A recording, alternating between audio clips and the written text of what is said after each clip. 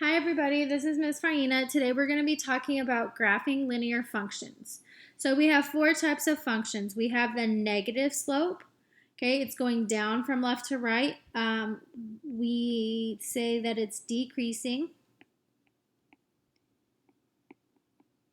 Okay, a positive slope goes up from left to right.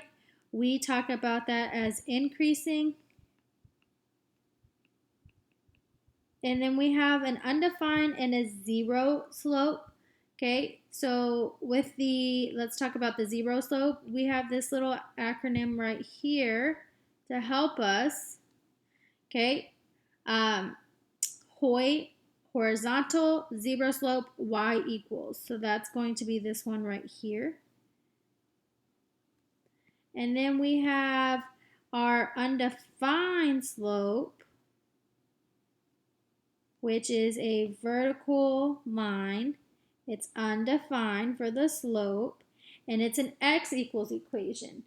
So remembering that can help you with identifying or even graphing the slopes and the lines. Okay, so looking at example 1, it says, basically it wants us to graph. So it says steps, we're going to solve for y if needed, which we need to do that because right now it's in standard form. So let's start with that.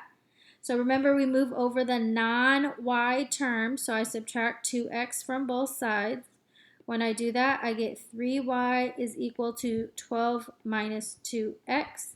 Then I need to divide everything by 3. So I get y equals 12 divided by 3 is 4 minus 2/3 x. Okay, so it says plot the y-intercept. My y-intercept is 4. So I'm going to plot that, positive 4. So I start at the origin and I just go up 4. So there's my y-intercept right there. Okay. Then apply the slope using rise over run. So right now I currently have a negative 2/3, which tells me I can go down and over in the positive direction 3. Okay, so I go down to 1, 1, 2 over 3, 1, 2, 3. I put a point. Down 2 over 3, 1, 2, 3, put a point. And you just keep repeating that process. Down 2 over 3, 1, 2, 3, put a point. Okay, but you also need to understand that sometimes you might run out of space and you can't always go down 3 positive or down to positive direction 3.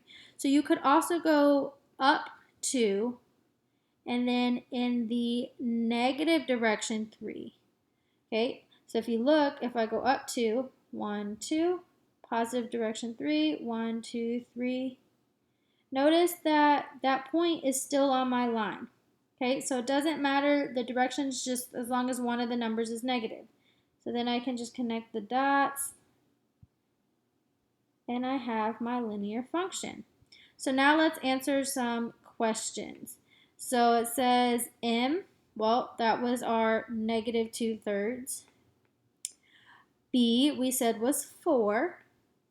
And now we want our x and our y-intercept. So remember the little chant we had. We had x comma 0, 0 comma y. Now you have your intercept guy.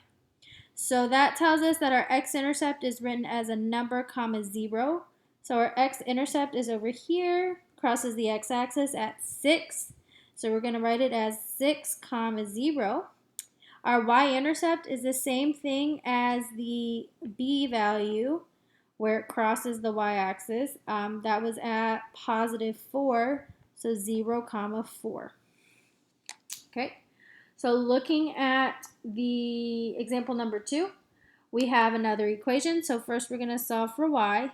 So let's go ahead and simplify it. So this side is going to stay the same. We're going to distribute 2/3 times x. We get a 2/3 x. 2/3 times a negative 3 is a negative 2. I solve for y by subtracting 2 from both sides. When I do that, I get y equals 2/3 x minus 4. I plot my y-intercept first at negative 4. I use my slope of 2/3, so m is 2/3 My y-intercept is -4 as my direction, so I'm going to go up to positive direction 3. Up to positive direction 3, put a point. From that point, up to positive direction 3, put a point. Again, up to positive direction 3, put a point. Okay, again, what I need you to understand is that two negatives make a positive. So I could go down to negative direction 3, and I should stay on my line. So if I go down 1, 2, negative direction 3, 1, 2, 3, notice how that's still on the line that we're dealing with. Okay, so we're going to connect the dots. You really only need 2 points to graph a line, but I just want you to get some practice with the video. So my y-intercept we already identified. Okay, that's our b value, but we write it as a point. Remember, x comma 0, 0 comma y. Now you have your intercept guy. So my y-intercept is 0 comma -4. My x-intercept, I have to find where it crosses the x-axis. It crosses at 6. So I have 6 comma 0. Okay. Now, looking at example 3, we want to draw a line with a slope of a -1/2, and it passes through the points -4, +4.